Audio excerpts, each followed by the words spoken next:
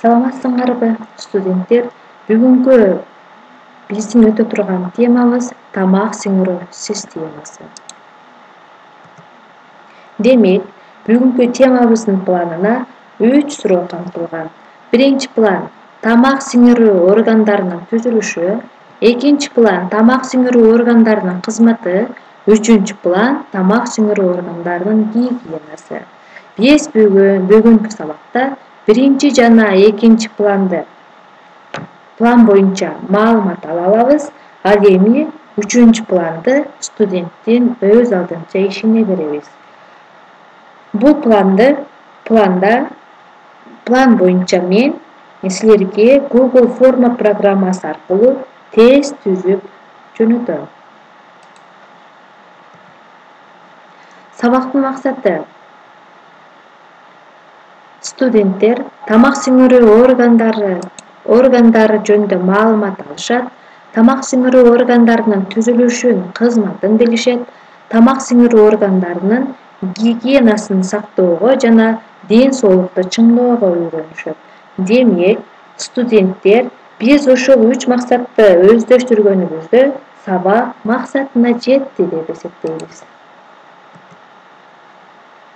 Тамак сиңирүү органдарынын функциясы негизинен 2 чоң функцияны аткарат.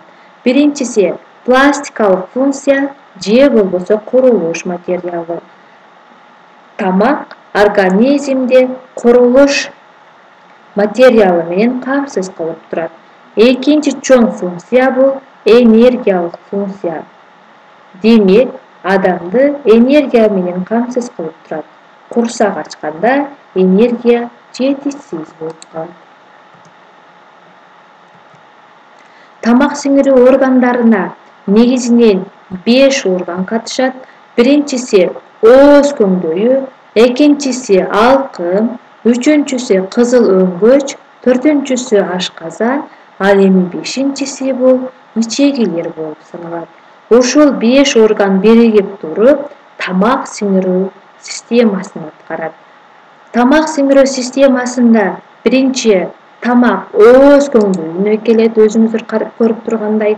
Андан кийин тамак алкымга келет, алкымдан тамак кызыл өңгөчкө келет, кызыл өңгөчтөн тамак ашказанга келип, ашказандан тамак ичегилерге келет. Демек, балдар, бул органдардын жайгашкан жери ар жерде, бирок аткарган кызматы бир эле тамак сиңирүү органдарын аткарат. Буну болсо биз бир бүтүндүүлүк деп айтабыз. Тамак ооз көңдөйүнөн башталат. Түзүлүшү: үстүдөн катуу таңдай менен капталган, арты жагынан жумшак, алды жана жан жактары жогорку жана төмөнкү жаак сөөктөрдөн жана ээктен турат.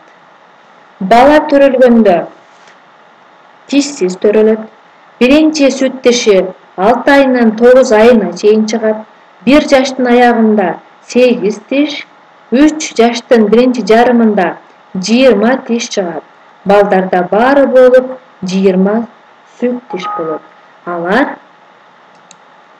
өтө назик жана бош болот.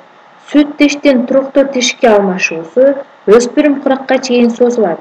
Туруктуу тиштин жарып чыгышы 19-25 жашка чейин созулат.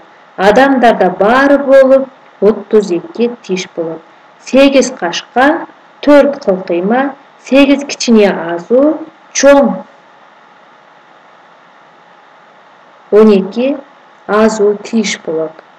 Ооз көңдөйүндө тиштин жардамы менен тамак майдаланат, сүртүлөт жана эзилет. Тиш андан тышкары үн пайда кылуу системасын дагы аткарат. Тил бир нече кызматты аткарат. Ооз көңдөйүндөгү тамакты жылдыруу жана даам билүүнү сезет, ачуу татууну сезет, сооруу жана жутууга катышат. Өзгөчө кызматы үн менен сөздөрдү ажыратууга катышат. Ошентип тамак тиш жана тилдин жардамы менен майдаланып отуруп тамак алкымга өтөт. Алкым бул жутунуунун акты. Мындайча айтканда, бул жер алкым шартсыз рефлекс. Бала төрөлгөн учурда деле пайда болот. Алкымдан тамак кызыл өңгөчкө өтөт. Кызыл өңгөчтүн түзүлүшү жана кызматы. Алкымдын үзгүлтүксүз уландысы бул кызыл өңгөч. 6 жаштагы балдарда кызыл өңгөчтүн узундугу 16 сантиметр, 10 жаштагы балада 18 сантиметр, ал эми чоңдордо 20-30 сантиметр болот. Тамактын химиялык, физикалык касиеттери бул кызыл өңгөчтө өзгөрбөйт. Ошентип кызыл өңгөчтөн тамак ашказанга өтөт. Ашказандын түзүлүшү. Тамак сиңирүү жолдорунун кенен бөлүгү бул ашказан болот. Ал курсак көңдөйүнүн жогорку бөлүгүндө жайланышкан. Балдарда карындын көлөмү туруктуу эмес. 11 жашынан баштап чоң кишилердикиндей туруктуу болуп калат. Баланын 1 жашында карыны тез өсөт жана көлөмү чоңоет. Карындагы тамак бир гана химиялык таасирге дуушар болбостон, механикалык да таасирге дуушар болот. Тамактануунун режимин жакшы кармаса, тамак жакшы сиңет.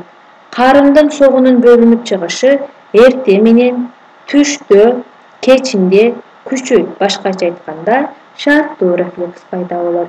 Шарттуу рефлекс бул бала төрөлгөндөн кийин пайда болот. Ошентип тамак ашказандан ичегилерге өтөт. Тамак 12 эл ичегине барат. 12 эл ичегинен ичке ичегине өтөт. Ичке ичегинен тамак жоон ичегиге барат. Ичке ичеги менен жоон ичегинин экөөнүн ортосунда сокур ичеги жайланышкан. Ал семчканы жутуп алганда, суук тийгенде же болбосо вишнянын данеги сокур ичегиге бурулуп кетсе, ал жерде оору пайда болот. Ал аппендицит деп аталат. Аны сөзсүз түрдө хирургиялык жол менен алып салуу керек. Эгерде аны алып салбаса, башка органдарга да терс таасирин тийгизет. Демек, адамдын организминде бул сокур ичеги кереги жок орган болуп саналат. Ошентип, жоон ичегиден тамак түз ичегиге өтөт дагы, түз ичеги аркылуу заң сыртка чыгып кетет. Ушуну менен бүгүнкү сабагыбыз аягына чыкты. Көңүл бурганыңыздар үчүн чоң рахмат.